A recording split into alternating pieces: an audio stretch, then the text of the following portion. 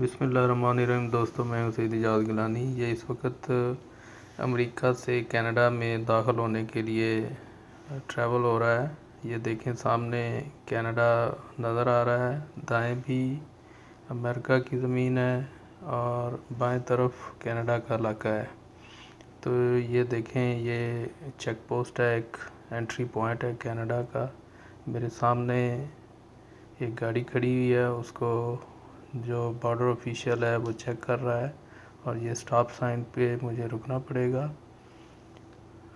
اتنی دیر تک جب تک آفیسر میرے لیے اویلیبل نہیں ہوگا۔ یہ دیکھیں، یہ آفیسر جو ہے اس کو گاڑی کو کہہ کے واپس اپنے آفس جا رہا ہے۔ اس کی چیکنگ ہوگی کیونکہ اس گاڑی کو انہوں نے روکا ہے، اور جو بھی اس گاڑی میں لوگ ہیں وہ دیکھیں سائیڈ پہ گاڑی جو ہے وہ لگوائی جا رہی ہے، اور پارک کرنے کے بعد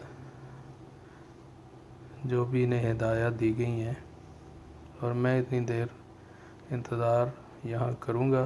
اور آپ دیکھ رہے ہیں کہ ابھی تک کوئی بھی آفیسر جو ہے وہ مجھے اٹینڈ کرنے کے لیے اویلیبل نہیں ہے۔ تو یہ سٹاپ سائن پہ کھڑے ہونا بہت ضروری ہے۔ ابھی دیکھتے ہیں کہ کب آفیسر اویلیبل ہوتا ہے۔ وہ جو سامنے گاڑی کھڑی کروائی تھی انہوں نے، اس میں سے ایک آدمی اتر کے ان کے آفس میں جا رہا ہے، جہاں اس کے کوئی پیپر وغیرہ جو ہے وہ ویریفائی کیے جائیں گے، چیک کیے جائیں گے۔ اس کی کوئی بھی وجوہات ہو سکتی ہے کہ وہ کوئی چیز لے کے آ رہے ہیں، کوئی کسٹم کا معاملہ ہے، کیونکہ اسی چیک پوسٹ کے اوپر پھر کسٹم جو ہے وہ بھی ہوتا ہے۔ ایک اور بندہ گاڑی سے اتر کے ان کے آفس میں پوچھ گچھ بھی کرتے ہیں، اس طرح سے جن لوگوں کے بارے میں انہیں انفارمیشن چاہیے ہوتی ہیں۔ اور مجھے ابھی تک انتظار جو ہے وہ کرنا پڑے گا۔ یہ دیکھیں، وہ سامنے آفیسر اویلیبل ہوا، اس نے ہاتھ سے اشارہ کیا، اب میں اس کی طرف جا رہا ہوں، اور یہ اس کے پاس کھڑے ہو کے جہاں سٹاپ سائن لگا ہوا ہے تو میری بات ہو رہی ہے۔ میں نے اپنا پاسپورٹ دیا ہے، اور اس پاسپورٹ پہ اس نے پوچھا ہے کہ کتنی دیر کے لیے آپ امریکہ گئے تھے۔